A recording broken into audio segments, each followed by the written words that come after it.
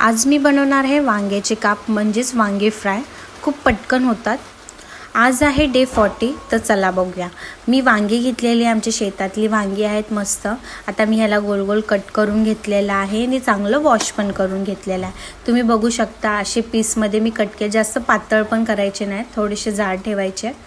बघू शकता असे गोल गोल मस्त कट करून घ्यायचे आहेत आणि आता आपण ह्याला मीठ लावलेलं आहे, मस्त मिक्स करून घेणार आहोत। मिक्स झालेला आहे। आता साईडला पण पीठ बनवूया। तर त्यासाठी मी तांदळाचं पीठ घेतलं, हळद घेतले, इथे मी आगरी मसाला टाकलेला आहे 3 चम्मच आणि आता आपण ह्याला मिक्स करून घेणार आहोत। चांगलं मिक्स करून घ्यायचं आहे। सोपी आहे आणि खूप पटकन आणि मस्त टेस्टी बनते। ह्याला काही करायचं नाही।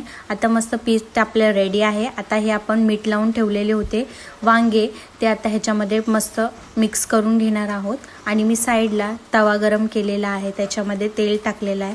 तेल गरम झाले की आता आपण एक एक वांग्याचे जे काप आहेत ते आपण तेलामध्ये सोडणार आहोत।